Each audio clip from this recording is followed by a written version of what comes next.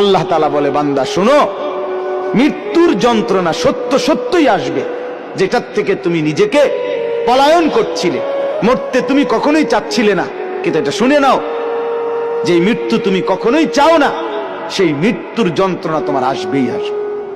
সাকরাতুল মউত, হাত্তাকে এমনকি আল্লাহর নবী সাল্লাল্লাহু আলাইহি সাল্লাম পর্যন্ত ইন্তেকালের পূর্বে নবীজি হাদিসে স্পষ্ট আছে, আম্মা জান আয়েশা বলছেন, নবীজি সাল্লাল্লাহু আলাইহি সাল্লাম একটা বাটির মধ্যে পানি দিছে, আর নিজের পবিত্র ডান হাত মোবারক দিয়ে হাত দিয়া এই বাটির পানির মধ্যে চুবাইতেছিলেন, আর কপালের ঘাম মুছতেছিলেন নবীজি, আর বলতেছিলেন, লা ইলাহা ইল্লাল্লাহ ইন্না লিল মাউতি সাকারাত। আল্লাহ, আপনি ছাড়া আর কোন ইলাহ নাই, আহা মৃত্যুর তো বড়ই যন্ত্রণা।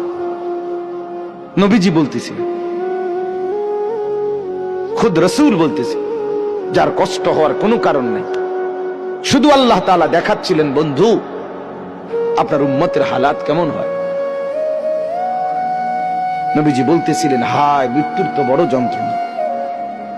হযরত ফাতেমা রাদিয়াল্লাহু তাআলা আনহা, ওই হাদিসে আছে, ফাতেমা রাদিয়াল্লাহু তাআলা আনহা তখন কাঁদতেছিলেন, নবীজির মেয়ে, আর কাঁদতে কাঁদতে বলতেছিলেন, ওয়া কারাবাহ ইয়া আবাতা, আরবীয় আফসোসের বাক্য, হায় আমার আব্বা, না জানি আপনার কি কষ্ট হচ্ছে।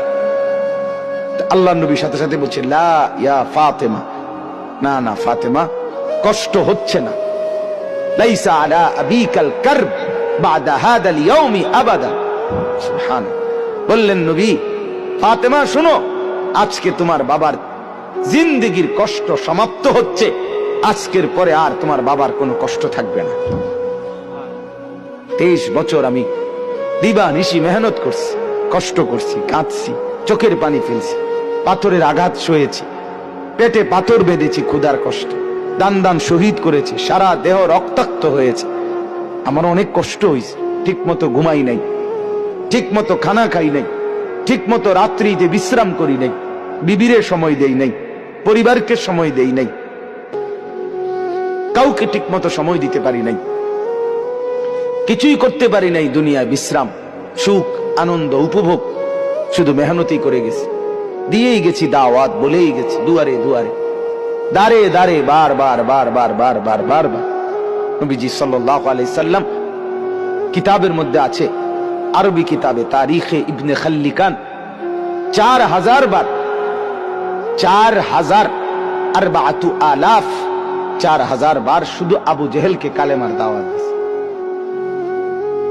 বুঝে ধরে মিয়া, রাসূল সাল্লাল্লাহু আলাইহি সাল্লামকে চিনলেন তো নাই, অনর্থক ভালোবাসার এক অভিনয় করছি আমরা।